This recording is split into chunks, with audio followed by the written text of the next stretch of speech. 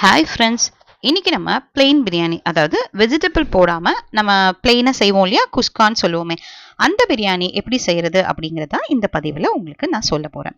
இது வந்து ரொம்பவே பிகினர் ஃப்ரெண்ட்லியா இருக்கும். நான் சொல்ற அளவு பிரகாரம் பண்ணீங்கன்னா ரொம்ப பெர்ஃபெக்டா வரும். இதுக்கான இன்கிரீடியன்ஸை நான் டிஸ்கிரிப்ஷன்ல கொடுக்குறேன்.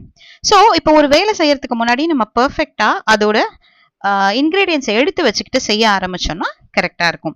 ஸோ இதுக்கு தேவையானது என்ன அப்படின்னா, வெங்காயம், தக்காளி, இஞ்சி பூண்டு பேஸ்ட், கரம் மசாலா, பச்சை மிளகா, தயிர், மிளகாத்தூள், அரிசி. அரிசியை வந்து ஒரு 20 மினிட்ஸ் ஊற வச்சா போதும். அதிகமா ஊற வைக்காதீங்க, குழஞ்சிரும். ஸோ நான் யூஸ் பண்ற அரிசிக்கு 20 நிமிஷம் ரொம்ப பெர்ஃபெக்டா இருக்கும்.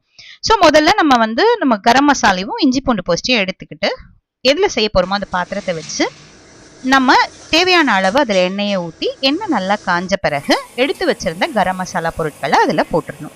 அது கொஞ்சம் பொரிஞ்ச உடனே வெங்காயத்தை கட் பண்ணி வச்சிருக்கோம் இல்லையா, அதை போட்டுட்டு அது லைட்டாக வதங்கின உடனே பச்சை மிளகாவையும் போட்டுடுங்க.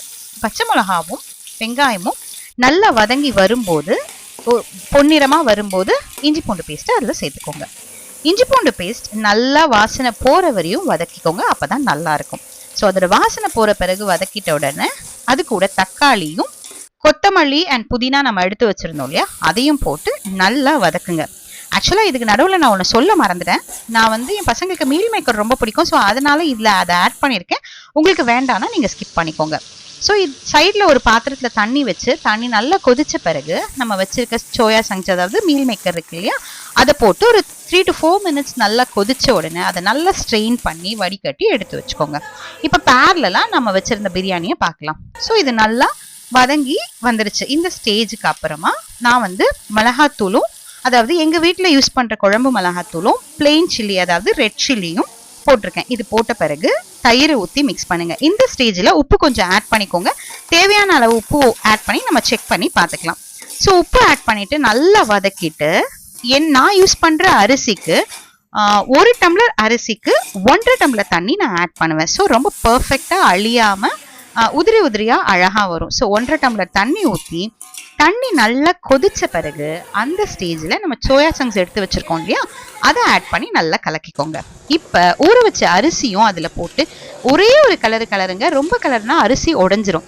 ஸோ கலரிட்டு அதை ஒரு தட்டு போட்டு மூடிட்டு சிம்மில் 15 மினிட்ஸ் வைங்க. முடிஞ்ச பிறகு நீங்கள் அதுக்கு இப்போ வந்து தம் போடணும். 15 மினிட்ஸ் முடிஞ்ச பிறகு தம் போட போகிறோம். நான் எப்படின்னா, எங்கள் வீட்டில் ஒரு தோசைக்கல், இரும்பு தோசைக்கல் இருக்கும், பழசு, யூஸ் பண்ணாதது.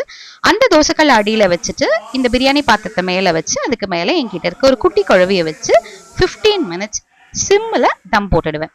போட்டு முடிச்சிங்கன்னா, இப்போ நான் உங்ககிட்ட காமிச்சுட்டு இருக்கேன் இல்லையா, இந்த மாதிரி பிரியாணி ரொம்ப அழகாக உடையாமல் உதிரி உதிரியாக நல்லா வரும்.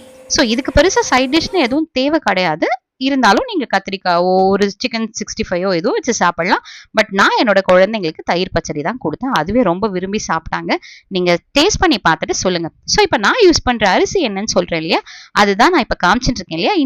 இந்தியா கேட்டில் கிளாசிக் அப்படின்னு, இந்தியா கேட்டில் நிறைய வெரைட்டிஸ் வருது. பட் இந்த கிளாசிக் வந்து ரொம்பவே நல்லா இருக்கும். இதை செக் பண்ணி பாருங்க, ரொம்ப பெர்ஃபெக்டா வரும். நான் சொன்ன அளவுபடி செஞ்சீங்கன்னா.